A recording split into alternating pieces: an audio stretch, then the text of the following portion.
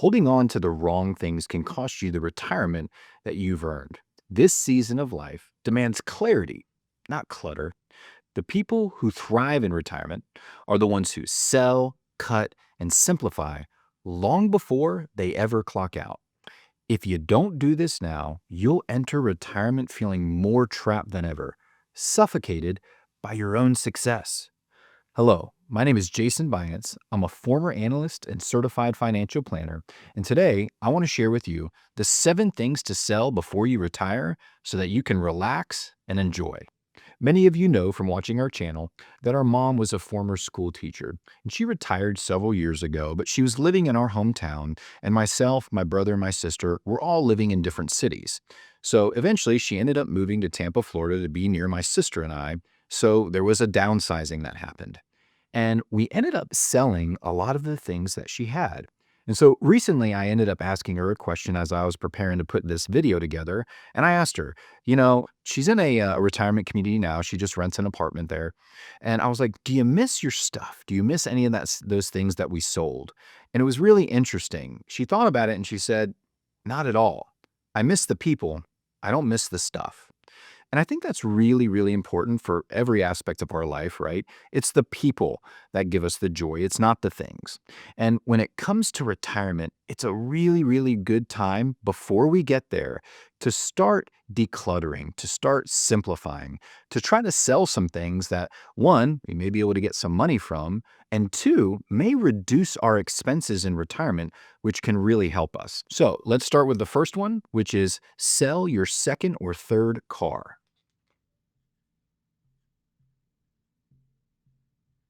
Now, I think some people may say, Jason, there is no way we can sell our separate cars, our second car. My wife and I, or my husband and I, we're always going in different directions and whatnot. But for a lot of people, it does make sense because what you end up finding out is most of the time you're going places together. And especially if you have that third car and there's only two of you, there's only a rare occasion that you're actually needing that third car. Maybe it's a truck or it's an older car or a sports car or whatnot. But downsizing in terms of your automobiles can really, really help. And it can also really help your retirement plan. Because even if you have the vehicles paid off, you'll save money on registration, insurance, maintenance. And whenever we can really bring down our expenses in retirement, however small they may be, they help our plan so that we can have more freedom in terms of the things that we want to do. So the second thing that we want to sell are those depreciating assets.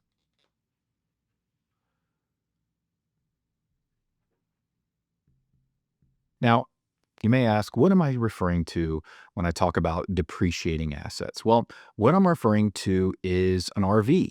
Maybe it's a boat. Maybe it's an all-terrain vehicle like a four-wheeler or side-by-side. Maybe it's possibly a golf cart or a motorcycle or a jet ski that's just collecting dust. So these depreciating assets can really start to kind of eat into our costs because they have maintenance. A lot of them have registration. And one of the big ones that I see is the RV because I do kind of have two camps, if you will, of retirees that we've sat down with. People fall into one of the two camps. The first camp is they bought an RV and they use it all the time. It is their ticket to fun. It is their rolling adventure, and they are just out and about. I actually have a cousin of mine. It's actually my mom's cousin, and Johnny and Lori, and they go around the country. I think it's like 16,000 trails or something like that. They have a membership, and they just stay at different state parks and different campgrounds. They use their RV every single day, or at least several months out of the year. And then there's the retirees that fall into that second camp. And that second camp are the ones that own an RV and then they never use it. And they had it with a lot of good intentions, but what they ended up finding out was the RV might have had some issues, or it was a lot of effort to kind of get the thing going and go to the different places. Maybe they thought that they were going to have all this time for travel, but then other hobbies or other obligations, or not necessarily obligations, but opportunities to spend time with family and friends, those are more important to them. So they just don't use the RV as much as they wanted to. We also see this with boats. A lot of people have a boat and then it just sits in the driveway. Maybe it's a motorcycle or a golf cart and it just sits there. And the thing is, it's a depreciating asset. We spent money on it, and the more we hold on to it and don't use it, the less money that we're going to get out of it. So if you're not using it, get rid of it. So this is an important question to think about. What should I sell? What should I not? In terms of what am I actually really using? And before I get to number three, I want to encourage you to click the link below, and we would love to send you a free copy of my brother Justin's book, Designed to Last. This is a short read. It's only about 100 pages. And at the back of the book, it's got a list of questions, the most important questions that you and your family should be asking as you enter this season of life. So again, click the link below, and we'd love to send you that free copy of Justin's book. The third thing we want to sell before we retire is overly complex investments.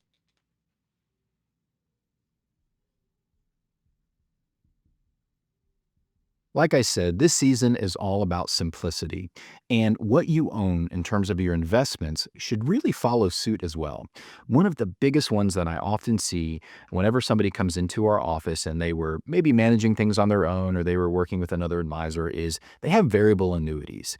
And variable annuities are kind of that duck boat. If you've ever been on a tour, you go into that vehicle and it's a bus, and you start out on land, and then eventually you go to a boat ramp, and then you go into the water, and they're really fun. But what you realize is it's trying to be too many things. It's not a great vehicle, right? It's really high and you feel like you're going to tip over, and it doesn't go very fast. And then when you get into the water, you realize that the boat, it doesn't take waves very well. It can't go very fast. And so it does is serve its purpose in the sense of a tour guide, but it's trying to do too many things. A variable annuity is along those same path because many of these variable annuities are very, very high in fees. Most of the time when we call on these, when people have them, they typically have anywhere from 1 to 4% in fees, and these are just unnecessary. There's also unnecessary, overly complex investments that people own that you'll want to sell before you retire. And a lot of times those are mutual funds. Many mutual funds out there, especially the retail ones, they have unnecessary and sometimes hidden fees in them. Okay. So you're not really getting any more benefit from it. You're just getting more costs taken out of it. Sometimes it's private equity, or maybe it's that whole life insurance policy that you don't really have a need for anymore. So getting those, selling those, and getting those out of your life are really, really important as you enter this next phase. Number four are the unused toys or gadgets.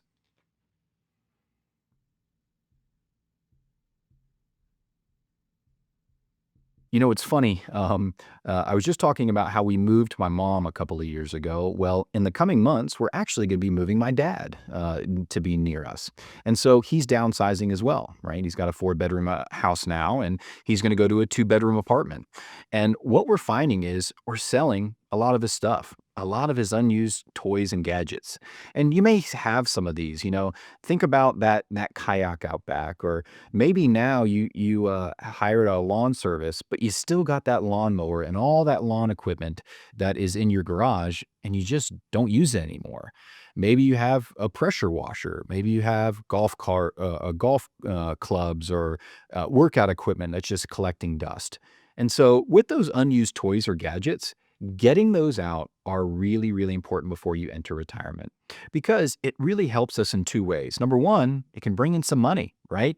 We sell those things that we're not using. Well, maybe you can go buy some things that you will use, or go have some experiences, or maybe you'll just take that extra money and invest it into your retirement plan.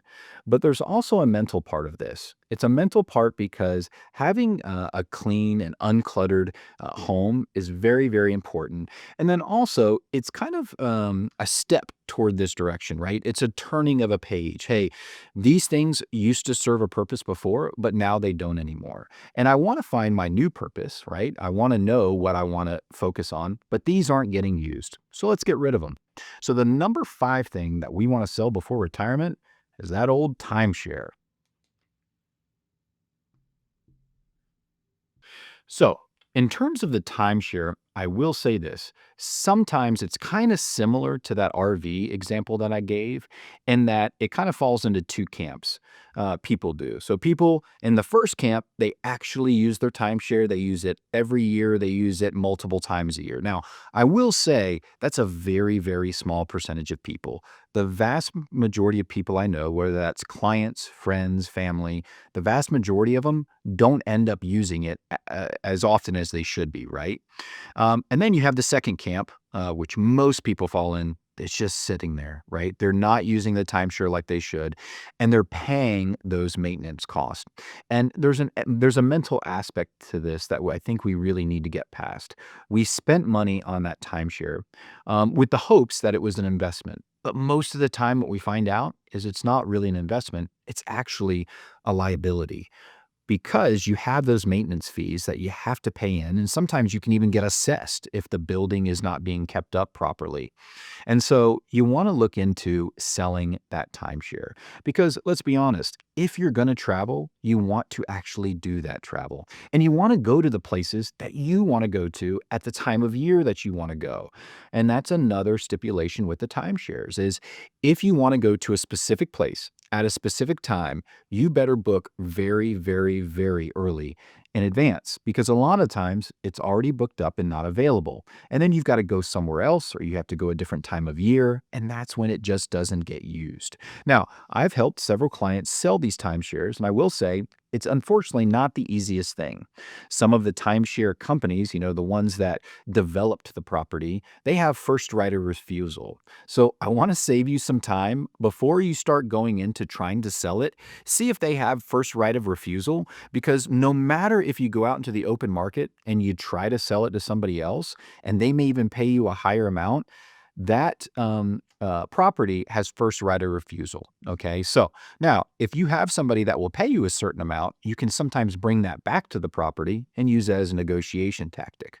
But there are some websites that can really help you do this on your own to get rid of that maintenance cost, because in the end, a lot of times it ends up being a liability. It's not an asset, and it's not giving us that freedom and those experiences that we would hoped that it would have. All right.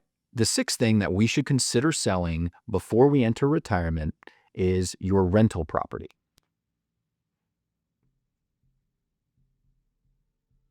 Now, let me begin by saying I am not talking down or dogging rental properties. I think that real estate can be a very, very good investment, and rental properties can be a good investment. But unless you use a property management company, which definitely cuts into your profits, there is a lot of work that goes involved, right? There is, and even if you're not the one that's being called whenever, there's a leak or the air conditioner goes out, there's things that you need to deal with. Not to mention, a lot of times, year by year, especially now, and especially in Florida, homeowners insurance can be an issue. So you're bouncing around trying to find coverage. And then if you're renting it out, there's always maintenance issues that you have to invest in. Okay. And so what we end up finding out is, when people enter retirement, a lot of times it makes sense to think about downsizing and not having so many rental properties if you have multiple ones, or just get rid of the rental property altogether, because it gives you more peace of mind. And then you can take that money and put it into your retirement plan and more of a passive investment, right? Investing in things that just work. They don't require any inputs of you. And so, like I said, it's not for everybody, but you may want to consider selling that rental property before you enter retirement, to just make things more simple so that you can focus on things that you really want to be doing. All right. And now we get to number seven. And like I said, this is a little bit of a controversial one. Number seven is downsizing your home.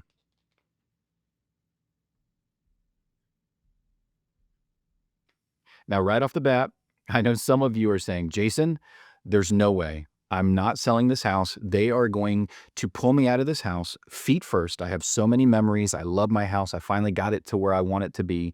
And I get that. Okay. But what I see with a lot of people is after the kids have flown the nest and they start having kids and grandkids, what happens a lot of the time is retirees end up going and visiting their kids or visiting their grandkids because it's just easier for them to travel versus their kids and their grandkids to come to them. And, I know that sometimes there's that nostalgic, hey, I never want to leave because I just love my house and I want to stay here. And I totally get that. Another reason that people will sometimes push back on this is they say, just even thinking about going through all of the things inside of this house and then selling things and then going and finding a new place and downsizing and finding, a new area to live in, it just gives me too much anxiety. And I get that. But for a lot of people, it makes sense to downsize whenever you get into retirement. Because what ends up being the case is, even if you don't have a mortgage, you have homeowners insurance, you have properties taxes, you have maintenance, right? The roof and the air conditioning and plumbing and maybe new floors, all those types of things. And so those can really have a drag on your retirement plan. And if you do downsize, a lot of times, most people will sell their house for this amount and then they'll buy the new house for this amount so that they're able to take some of that equity, some of that profit, and then put it into their retirement plan. And just remember, while you're in retirement, one of your biggest expenses is housing, even if you don't have a mortgage, right? We have utilities, we have, like I said, homeowners insurance and taxes, and sometimes you have HOA dues and maintenance. And so, if we can downsize, that will lower our expenses, which can give us a lot of freedom in retirement because we just don't have as many bills to worry about. And one other thing I'll say is, downsizing your home can be a really good thing. And something else to consider is, and this is going to sound very taboo, all right, is maybe you want to rent. All right. We were always given or told that you've got to buy, you've got to own. That's the American dream. And it's true. So many things are correlated with owning a home, with whether it be happiness, success, stability, all those things. But when you enter retirement, it may make sense to rent. And Realtor.com recently had a report in June where it said that it looked at the top 50 cities throughout the entire United States, and only one of them it made more sense to own versus rent. Okay. And I think that's very, very true for retirees. I mean, as I use my parents as an example, they both sold their houses and they're both going to be renting because it just made more sense financially and it made more sense for them. Like they didn't want to have to deal with the leaky faucet or the air conditioner that went out, right? And they didn't need all of this extra space. So when they downsized, when they went through this list and sold a lot of their things, they also decided, you know what? It makes a little bit more sense for me to rent now. And then we took the profits from that house and we invested it into their plan. And now they have so much freedom and so much confidence because their expenses went down and their assets went up. And so they have this freedom, and that freedom doesn't really have a price tag, right? You really want to be in that place in retirement so that you can just focus on what matters. Focus on the things that you want to do, those hobbies, traveling, visiting the grandkids, volunteering, whatever it may be. You want to live retirement on your terms. My hope is that this list is helpful to help you go through, take an inventory of what you have, find some things that you can sell or get rid of, because here's the truth of the matter.